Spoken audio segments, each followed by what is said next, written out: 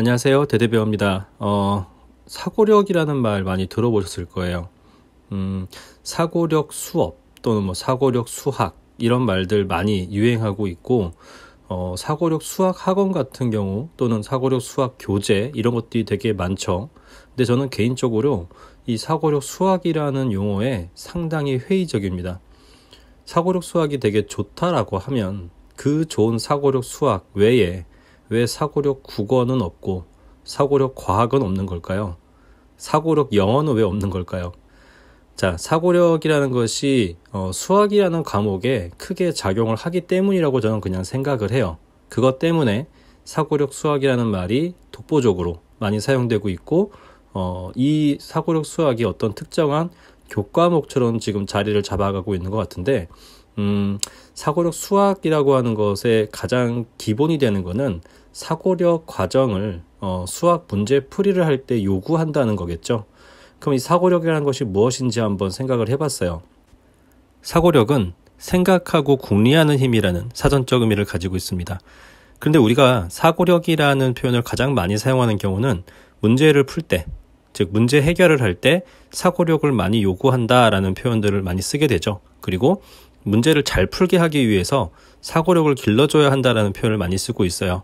그러다 보니까 아이들이 힘들어하는 수학이라는 과목을 풀 때 사고력을 많이 요구하게 되고, 사고력 수학이라는 과정을 거치면 그 이후에 배우게 될 다양한 수학에 대한 내용들, 그리고 수학에 관련된 문제들을 풀 때 도움이 된다라고 믿고 있습니다. 근데 텍스트 기반이나 그림 기반으로 주어지는 문제를 풀 때 필요한 이 사고력이라는 관점에서 저는 사고력의 정의를 단어와 문장 구조의 이해에서 시작되는 맥락을 파악하는 능력이라고 말하고 싶어요. 자, 여기서 맥락이라고 하는 말에 저는 방점을 두고 싶은데, 이 맥락이라고 하는 것이 어떤 의미를 가지고 있는지 한번 그림을 보면서 한번 얘기를 좀 해볼까 합니다. 자, 이 그림을 보면 엄마 비와요라고 우리 남자아이가 아들인 것 같죠? 엄마한테 엄마 비와요라고 얘기를 하고 있어요. 그리고 집안에 창문으로 보이는 부엌인 것 같죠? 엄마가 고무장갑을 끼고 설거지를 하는데 아들의 얘기를 듣고 창밖을 보면서 좀 놀란 표정을 짓고 있죠. 자, 그리고 집 앞에는 자전거가 세워져 있고 빨랫줄에는 빨래가 널려 있습니다.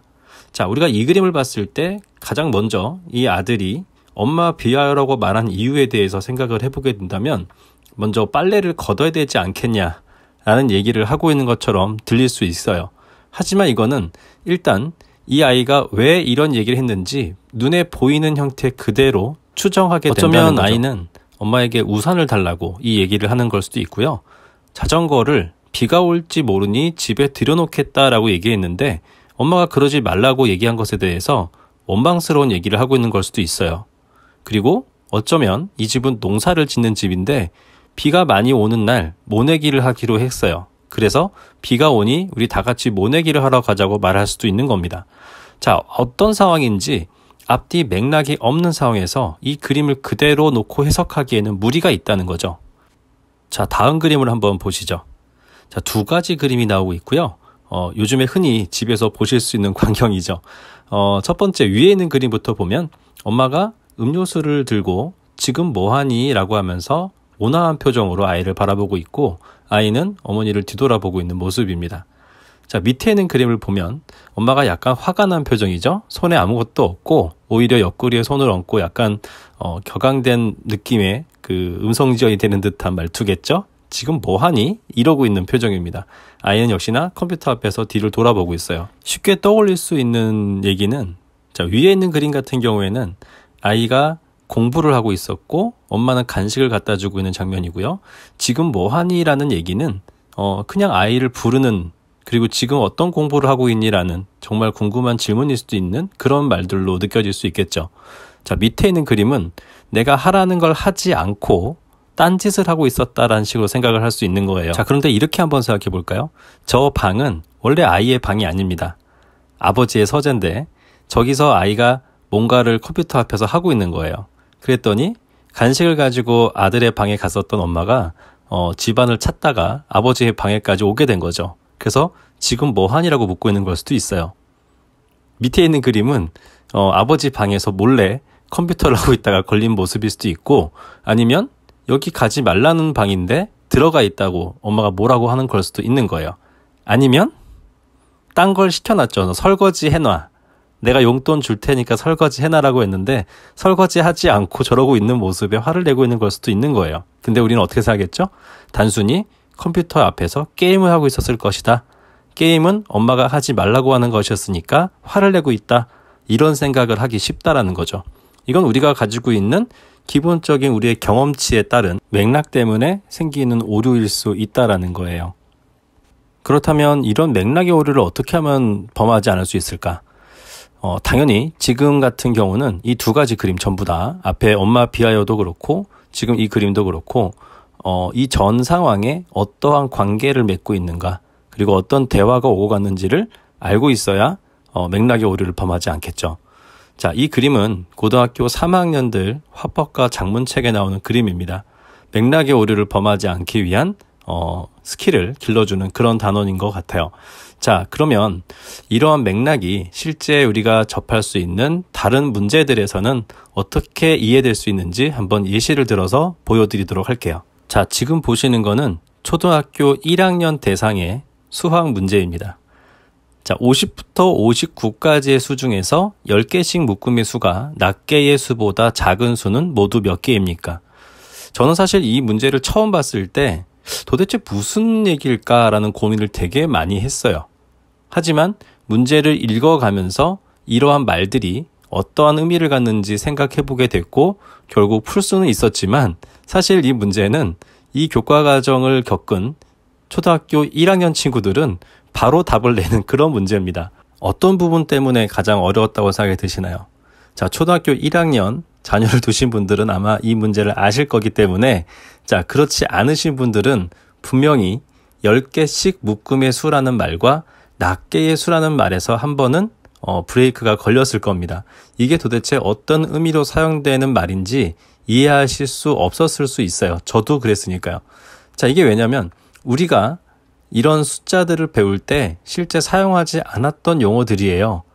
지금 와서 교육과정에서 이런 표현들이 나오기 시작했다라는 거죠. 저는 처음에 이 문제를 낸 출제자가 약간 언어적으로 부족한 게 아닌가 이런 생각조차 했었거든요.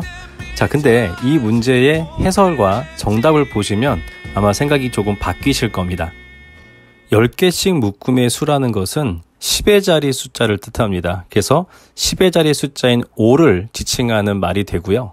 낱개의 수라고 하면 1의 자릿수를 얘기를 해요. 그래서 0부터 9까지 변화하게 되는 1의 자릿수를 말하고 있죠. 그러면 아까 문제에서 보셨듯이 10개씩의 묶음의 수가 낱개의 수보다 작은 수는 몇 개냐고 했기 때문에 5보다 더 큰, 낱개의 수보다 작기 때문에 5보다 더 큰 6, 7, 8, 9가 1의 자릿수에 위치한 56, 57, 58, 59.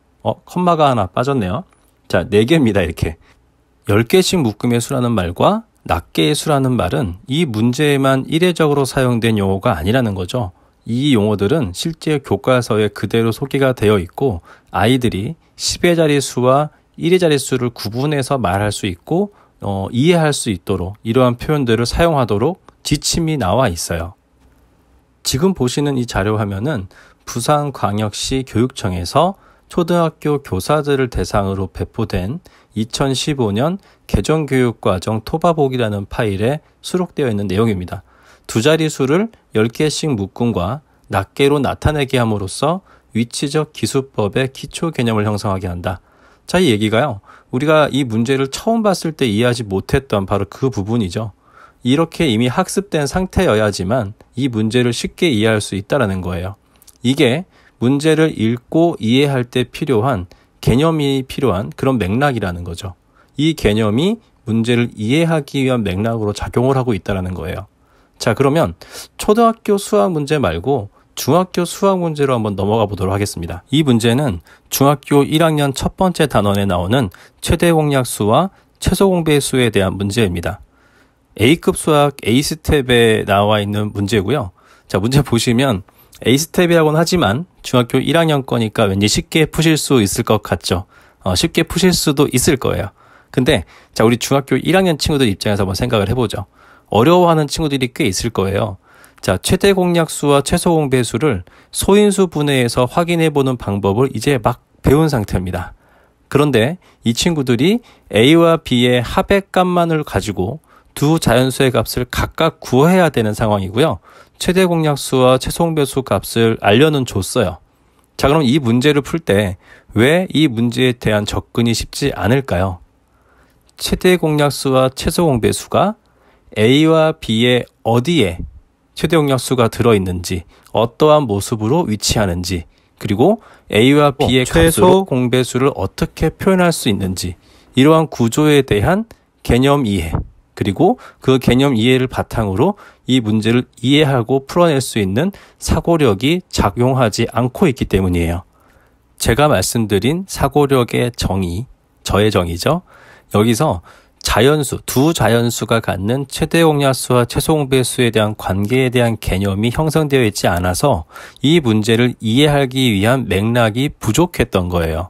자, 그러면 이 문제의 풀이를 보면서 어떠한 맥락을 갖춰야만 이 문제를 이해할 수 있는지 한번 보도록 하죠. 자, 이 그림을 보시면 제가 이제 수학을 설명하게 생겼는데 너무 길어지면 안 되니까요. 대문자 A와 B의 합이 중요하죠. 대문자 A와 B의 합이 뭘 알고 있어야만 되느냐. 자, 이 문제의 풀이 핵심은 뭘까요? 마지막 줄일까요? 아니에요. 첫 번째 줄입니다.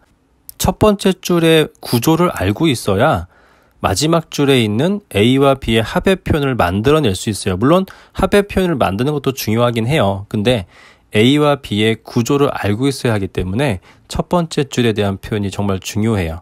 그래야 문제에서 왜 A와 B의 합이 21일 때라는 조건이 주어졌는지를 이해할 수 있는 거예요. 즉, 이 상황을, 이 문제를 이해하기 위해서 필요한 맥락은 바로 A와 B의 최대 공약수의 개념에 따른 표현을 알고 있어야 된다는 거죠. 수학 말고 다른 과목도 가능하죠. 제가 아까 얘기했죠. 사고력 수학만 왜 존재하느냐, 사고력 과학은 왜 없냐, 사고력 영어는 왜 없냐 이랬었죠.